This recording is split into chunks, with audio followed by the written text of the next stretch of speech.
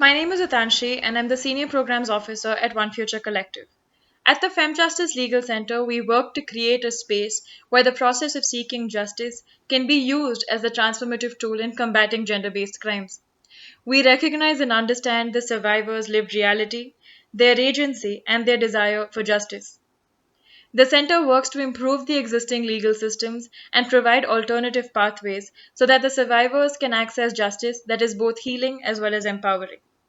Today, I'll be talking about how we can better support survivors through a trauma informed approach during this difficult time of COVID 19. While some of us are fortunate enough to have homes that are filled with love, care, and affection, some of us are finding it extremely tough to cope during this lockdown period.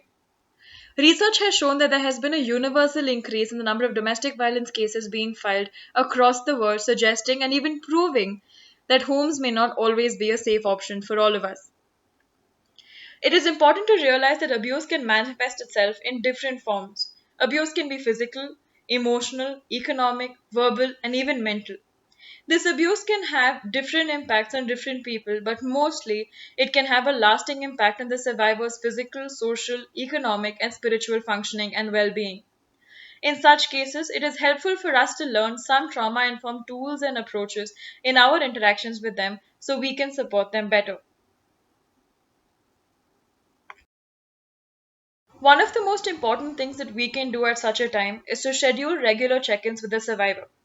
Although our physical capacity to support them and to encourage them and to help them deal with this tough period and tough situation is highly diminished because of the lockdown, we can continue to check in with them at regular pre decided times through various other means.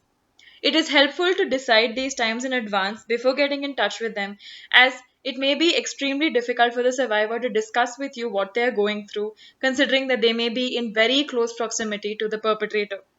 Additionally, it also instills in them a sense of predictability and gives them a sense of certainty and even perhaps gives them something to look forward to in their day. Another thing that we can do is ask them how we can support them. Instead of making decisions based on your own experience with gender based violence and survivors of gender based violence, it is always helpful to ask them how they feel and ask them how they think you can support them better. Being stuck in close proximity with a survivor can trigger feelings of helplessness and a general lack of control. Asking them what they need and how we can support them instead of making decisions on their behalf plays an important role in making them feel like they are still in control.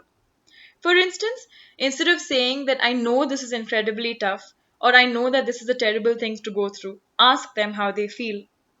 Ask them if they have any plans for the rest of the day instead of suggesting what you think they should be doing in order to distract themselves.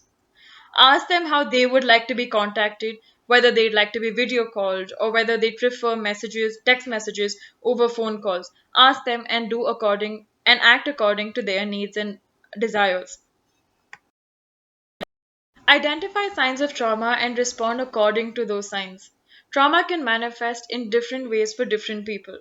A few signs that you can keep an eye out, a lookout for, is a loss of appetite, displaying obsessive and compulsive thoughts, withdrawal, and insomnia. Pay attention to how they speak. They may seem overly anxious or worried, or even may try to minimize their experience of the crime that they are living through. In such situations, give them their space and offer comfort and your solidarity.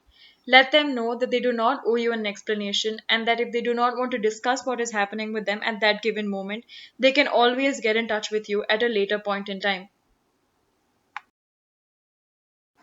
Be sensitive to their feelings. Despite everything that they may have undergone and they may have gone through, they may still speak very fondly of the abuser. This may be specifically the case in case of domestic violence where the survivor often shares an intimate relationship with the abuser. Respect that.